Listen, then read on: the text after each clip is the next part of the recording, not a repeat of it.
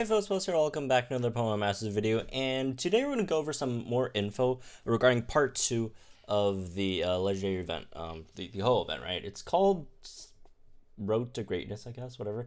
But yeah, if you guys did remember, in the Datamined there was a second part of the event coming in at, I think, the 14th or no, 7th, 6th? I don't know.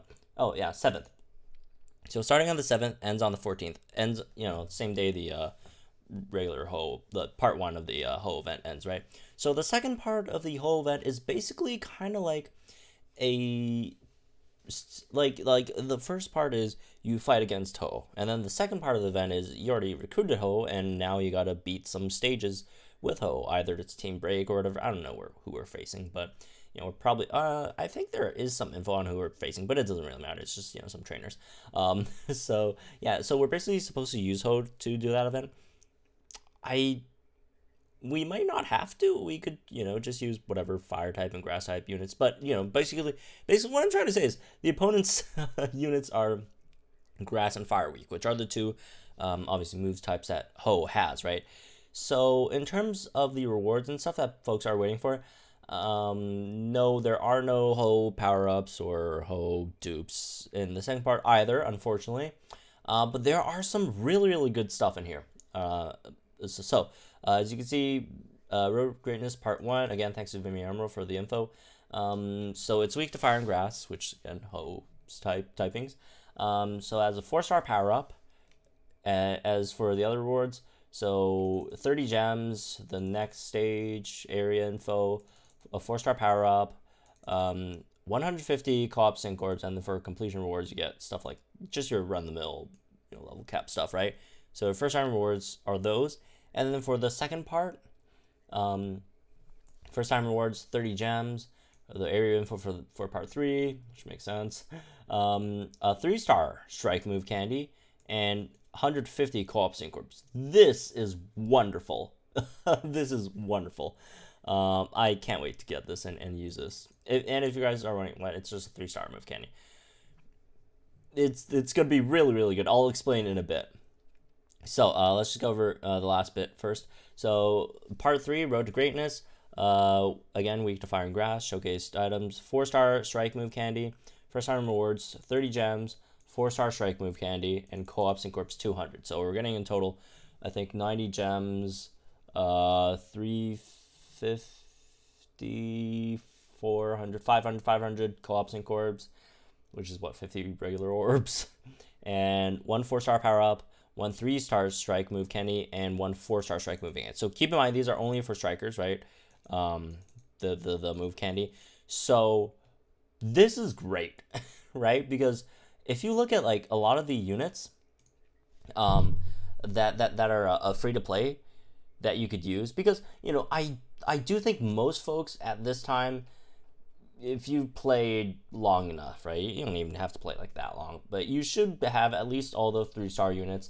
If not maxed out 5 out of 5, at least 3 out of 5, right? Not that 3 out of 5 really matters, because for a lot of the Sunbolt 3-star units, they don't have synchrons yet. So it's mainly going to be for the units that have synchrons, and those are mostly the free to play units, right? I mean, even if you're new to the game, trust me, soon enough you'll be sick of pulling Brawly and Makuitas every day, Winona and Pelipper's, right? Don't worry, you'll max these out eventually, and like you'll start crying for them to stop showing up. Trust me. They will keep on showing up. So definitely do want to spend these on free to play units. As for which free to play units that we probably want to use them on, let's go to the let's check out the Synchron Helper, right? So we got a 3-star strike candy and a 4-star strike candy, and I'll go into like a more detailed video in terms of which units I would probably suggest folks using their strike candies on, right, including the 5-star one, right? But just a quick overview of some that we could use them on, right? Again, do keep in mind this is strikers, right? So Dugong's a 3-star, free to play unit. So Dugong you could use it on. I don't think Dugong's that big of a deal. I mean, Dugong you do get free synergy 8, 2 of these. So free synergy 18, which is an extra 160% damage boost, right? Although it does require the target to be frozen, which is kind of difficult, honestly. Which is why I don't think Dugong's grid is that great. But if you can get them frozen, you will be doing so much damage with Dugong. You do have hostile environment nodes, right? So that definitely helps. So Dugong's one option. Let's see. Haxorus is another option. Haxorus at 3 out of 5 is insanity. Is just insanity. Look what Haxorus has. So Haxorus, first of all, you like if you give Haxorus a lucky skill, if you give Haxorus Lesser Confusion 9, you can utilize Outrage Confusion Boon 5. That's an extra 50% damage to your outrages, which already do like so much damage, right? And with Less than Confusion 9, you won't have to worry about confusion, like, almost ever, right? And again, you do have move gauge refresh with that, so Outrage build will be completely viable and will be an absolute powerhouse. Oh my god, you two move gauge refreshes? I never noticed the second one, but, you know, once you unlock that third dupe for Haxorus, you get the second Outrage move gauge regen as well. Wow, Haxorus is even better than I thought. And then the extra 50% damage on Outrage as well, right? And then some other stuff, unhindered. So when you attack, you ignore like all the damage reducing stuff on your opponent's field. You know, if they ever put up any physical shields or whatever, right? Anti-crit shields and stuff like that, you just break through them. Reflect. Who cares? Just boom, gone. And you also get, I guess, if you want this, Dragon Call Zero in, crits land more easily. I personally don't think it's that big of a deal. A lot of people are overhyping this. I don't. If you unlock Haxorus's grid completely, just go for Outrage, since again Outrage Confusion Boon and the 2 move gauge regen is just so incredibly powerful. And then you also have Speedy Energy, which is cool, I guess. Okay, moving on to some other units that again are 3-star that could use this, or 4-star. We go to Infernip. Infernip's a 4-star. Infernip gets a lot of good stuff in his grid once you do unlock that second dupe. So you get Critical Strike 1. That's an extra 10% damage when you crit, right? Which is nice for someone who already does a lot of damage to begin with. And then you also get Sharp Entry, which raises your crit, so you don't have to really rely on RNG on the Dire Hit MP refresh to get that, right? Although it is 15 energy, so not sure which one you kind of want to go for, right? This again is guaranteed. This is more RNG, but this is like half the energy, right? As for some other stuff, you do get like the full Fire Blast power-ups here as well. And then, yeah, basically the big prize here is Critical Strike 1 for Infernape. Moving on to Kingdra. Kingdra is probably my recommendation of for using the 4-star Strike Candy, personally, because Kingdra is honestly, Kingdra might even be better than Lance, just in general use, right? Especially when you don't have supports, and all that stuff.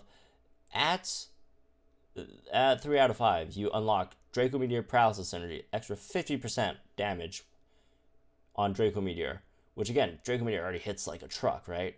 When the opponent is paralyzed, you get Draco Meteor Status Quo has a 50% chance of returning your lowered special attacks to normal when it's successful, although you probably would want Dauntless on this thing still, right? So, also, move gauge refresh on Draco Meteor, 40%, and then get Dire Rain, get extra crit in Rain, which is not the biggest deal in the world. Dragon Breath, Hostile Environment, so if you don't want to bring another Paralysis Sync pair, which you probably should, honestly, but if you don't, you could use this and hope it paralyzes the opponent as well with Dragon Breath, which shouldn't be that hard, but it does cost a bit. But yeah, you're mainly going for that Draco Meteor Paralysis synergy for the most part in this. So like this guy is going to be an absolute monster, right? And even if you don't have Dauntless, Status Quo would be very, very reliable as well for the most part. Moving on to some other stuff, Lucario. That's another unit, right? That's another 3-star unit that is getting its Synchro expansion coming up soon, right? And a lot of people are wondering, is Wally really worth it since Lucario is getting its Synchro expanded? I would say is Wally stronger than Lucario? Yes, Wally's definitely stronger than Lucario, but Lucario is good enough so where you don't really need to pull for Wally, honestly, unless like you really like Wally, like me, or really like Glade or whatever, right? But generally, like Lucario is fine for using, and We are getting that first Lucario dupe with his fighting training event, and then if you use another one, a 3-star strike candy on Lucario, you get the next one, right? So you got close combat status quo, so 40% chance of restoring your lower defenses when you use close combat, which is really, really nice. Boiling point's kind of whatever, personally. I don't really care too much about it. You got Fierce Entry that raises attack when you enter the battle. Powers are 5 is kind of whatever. I mean, it's not bad, but it's just way too hard to use. Scan on Through, Berserker raises attack when you use Scan on Through. More close combat nodes, all that stuff. Power Up Punch, Move Gauge Refresh. You get another, more Power Up Punch nodes, right? So Lucario's got a really solid grid here as well, right? That you can use on. Masquerain, that's a 4-star that you could use on, right? Masquerain, you get First Aid, which is huge for Masquerain, right? You get First Aid, you get Raging Rain, you get Refreshing. Oh, Refreshing Rain is too out of, but I guess Raging Rain to help in conjunction with Refreshing Rain.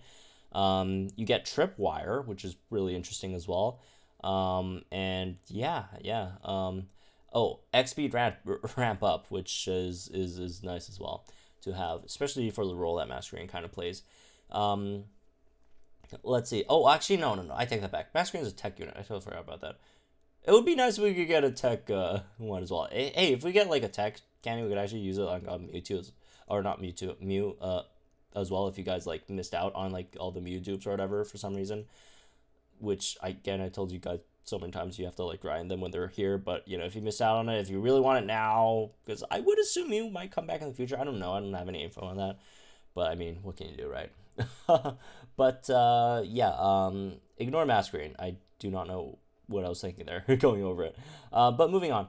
Raichu is another option. I personally I don't think Raichu is really worth it, honestly. I guess ramming speed, you can make it into like some kind of like move gauge battery, which is cool, I guess, but not really that big of a deal. And then that's